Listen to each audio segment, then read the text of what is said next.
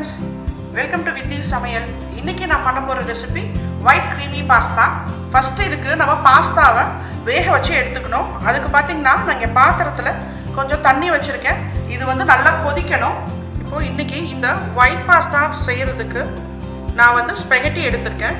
நீங்க வந்து பென்னே ஃபியூசிலி இந்த மாதிரி எந்த வெரைட்டி வேணாலும் நீங்க இத வச்சு யூஸ் பண்ணிக்கலாம். பட் ப்ரொசீஜர்லாம் பாத்தீங்கன்னா இதே ப்ரொசீஜர் தான். ஓகே, தண்ணி இப்போ கொதிக்கட்டும். ஓகே, இப்போ பாஸ்தாக்கு தண்ணி கொதிக்கட்டும். நான் அதுக்காட்டியும் இங்க இன்னொரு டவால நான் இதுல ஆட் பண்ற வெஜிடபிள்ஸ்லாம் கொஞ்சம் சாட்டே பண்ணி எடுத்துக்கிறேன். இதுக்கு சாட்டே பண்ணின்றதை விட டாஸ் பண்ணி எடுத்துக்கிறேன். ஒரு ஸ்பூன் பட்டர் சேர்த்துருக்கேன். இதுல கொஞ்சம் garlic சேர்த்துக்கிறேன். நல்லா சாப் பண்ணி வச்சிருக்க garlic-ஆ சேர்த்துக்கோங்க.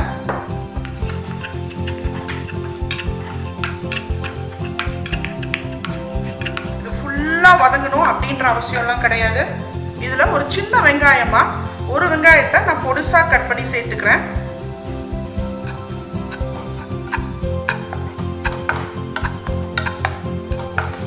ஏற்கனவே என்னோட வீடியோல பாத்தீங்கன்னா ரெட் சாஸ் பாஸ்தா எப்படி செய்யறதுங்கறத நான் ரெசிபி வந்து போஸ்ட் பண்ணியிருக்கேன்.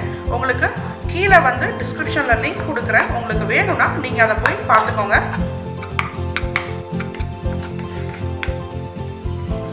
ஜஸ்ட் ஒரு few seconds வந்து இதை டாஸ் பண்ணிட்டு இப்போ இதுல நான் மஷ்ரூம் இங்க சேர்த்துக்கிறேன். அதே மாதிரி ப்ரோக்கோலி சேர்த்துக்கிறேன்.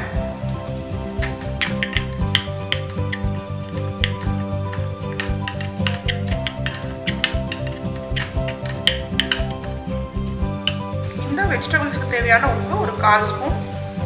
அப்புறம் கொஞ்சம் மிக்சட் ஹெர்ப்ஸ் இதில் சேர்த்துக்கோங்க. நான் லைட்டாக தான் இதில் சேர்க்குறேன். இதில் பெப்பர் கொஞ்சம் சேர்த்துக்கிறேன். நீங்கள் உங்ககிட்ட ஒயிட் பெப்பர் இருந்தால் நீங்கள் அதை கூட இதில் சேர்த்துக்கலாம்.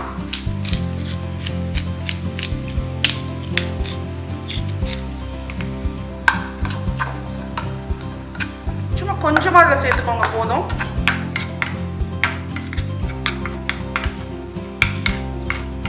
இப்போ வெஜிடபிள் வந்து நான் வந்து ஜஸ்ட் டாஸ் பண்ணி எடுத்துக்கிட்டேன். தண்ணி கொதிச்சிருச்சு. இதுல ஒரு ஸ்பூன் சால்ட் போட்டுக்கோங்க. ஆலிவ் ஆயில் ஒரு ஸ்பூன் ஊத்திக்கோங்க.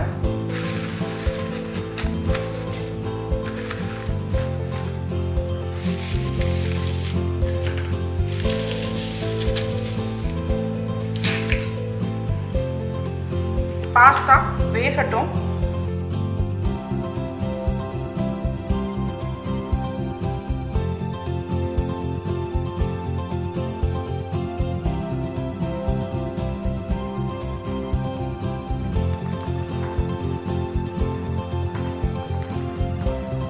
இப்போ பாஸ்தா குக் ஆயிடுச்சு. நான் அடுப்பை ஆஃப் பண்ணிட்டேன். இப்போ இதை வந்து நான் வடிகட்டி இதை நான் எடுத்துக்கிறேன். இப்போ நான் வந்து ஒயிட் சாஸ் ப்ரிப்பேர் பண்ண போகிறேன். அதுக்கு அடுப்பில் ஒரு பேன் வச்சுட்டு ஒரு 1.5 டேபிள் ஸ்பூன் வந்து நான் பட்டர் இதில் சேர்த்துக்கிறேன்.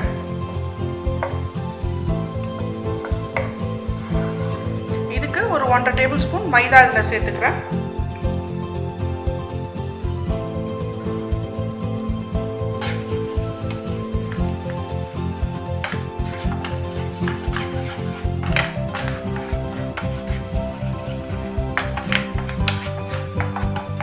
அடுப்பை மீடியம் டு சிம் வச்சுட்டு கொஞ்ச நேரம் மைதாவை இதில் வந்து சாட்டே பண்ணிக்கோங்க.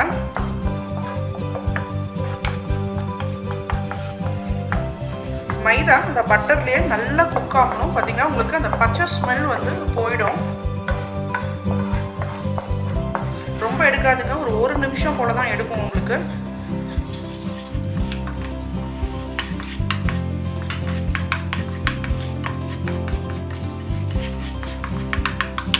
இந்த ஸ்டேஜில் நான் வந்து பால் வந்து 1 கப் இங்கே வச்சுருக்கேன் எடுத்துக்கிறேன். பட் பால் வந்து பார்த்திங்கன்னா இதுக்கு அளவெல்லாம் வந்து இது ஏன்னா ஊற்ற நல்லா திக் ஆகிட்டே இருக்கும் இது. அதனால் இந்த ஸ்டேஜில் இருந்து பார்த்திங்கன்னா கொஞ்சம் கைவிடாமல் இதை கிளறிட்டே இருங்க, இல்லைனா கொஞ்சம் கட்டி தட்டும். பால் கொஞ்சம் நீங்கள் எக்ஸ்ட்ராவே வந்து எடுத்து பக்கத்தில் வச்சுக்கோங்க. கொஞ்சம் திக்கான பாலாக இருந்தால் இன்னும் கொஞ்சம் வந்து க்ரீமியாக கிடைக்கும்.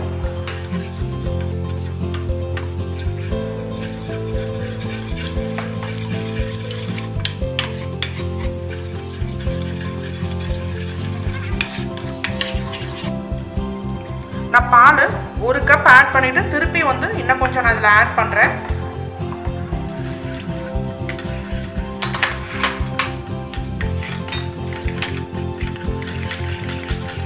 நீங்கள் கிளறவே லம்ஸ் ஃபார்ம் ஆச்சுன்னா கொஞ்சம் கொஞ்சமாக அதை உடச்சி விட்டுக்கிட்டு நீங்கள் அதை வந்து பண்ணுங்கள். இப்போ திருப்பி பார்த்தீங்கன்னா பால் ஊற்றி திருப்பி இது கொஞ்சம் திக்காக இருக்குது. அட்லீஸ்ட் அது பார்த்தீங்கன்னா இந்த கன்சிஸ்டன்சியில் நீங்கள் சாஸை வச்சுக்கிட்டிங்கன்னா உங்களுக்கு அது ஆற கொஞ்சம் இன்னும் கெட்டியாகும் இது.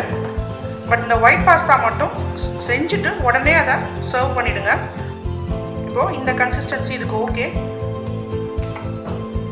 இந்த ஸ்டேஜில் நான் இந்த சாஸுக்கு தேவையான உப்பை இதில் ஆட் பண்ணிக்கிறேன். பெப்பர் இதில் நான் ஆட் பண்ணிக்கிறேன். நீங்கள் ஒயிட் பெப்பர் இருந்தாலும் நீங்கள் அதை சேர்த்துக்கோங்க. பார்ஸ்லி, ஆரிகானோ இதில் ஆட் பண்ணிக்கிறேன். கொஞ்சம் மிக்சட் ஹர்ப்,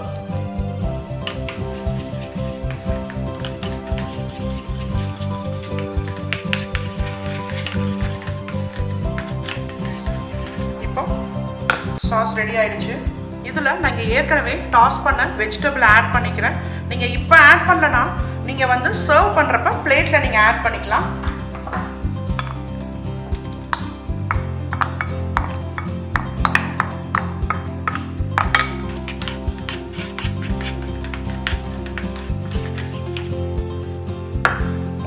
இதில் நான் ஸ்பெகட்டி ஆட் பண்ணிக்கிறேன்.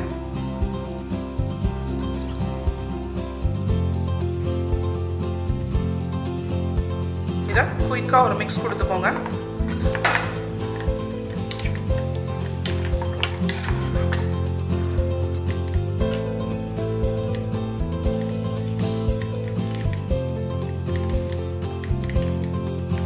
இப்போ ஒயிட் பாஸ்தா ரெடி ஆயிடுச்சு. இப்போ பாஸ்தாவை நம்ம அப்படியே வந்து பிளேட்டில் சும்மா சர்வ் பண்ணுறதுக்கு அதோட சேர்த்து ஒரு கார்லிக் ப்ரெட்டும் சர்வ் பண்ணால் அது ரொம்ப நல்லா இருக்கும். ஸோ இப்போ இந்த கார்லிக் ப்ரெட்டை எப்படி பண்ணலான்னு பார்க்கலாம். இப்போ இங்கே நான் வந்து ஒரு 2 டேபிள் ஸ்பூன் வந்து பார்த்திங்கன்னா பட்டர் எடுத்திருக்கேன். இதில் கொஞ்சம் பார்ஸ்லி சேர்த்துக்கிறேன், கொஞ்சம் ஆரிகானோ, இதில் கொஞ்சமாக கார்லிக். ஸோ இப்போ கார்லிக் அந்த பட்டர் வந்து ரெடி ஆயிடுச்சு.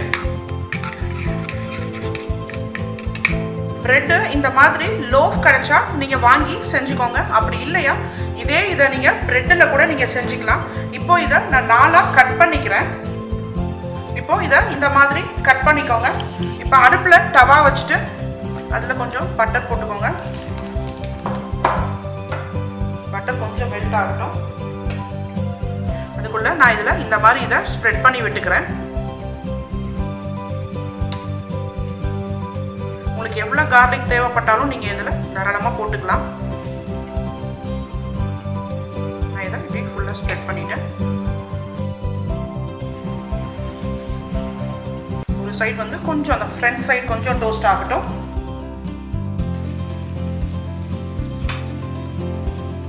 இப்போ நான் இதை திருப்பி போட்டுக்கிறேன். கொஞ்சம் இது டோஸ்ட் ஆகட்டும்.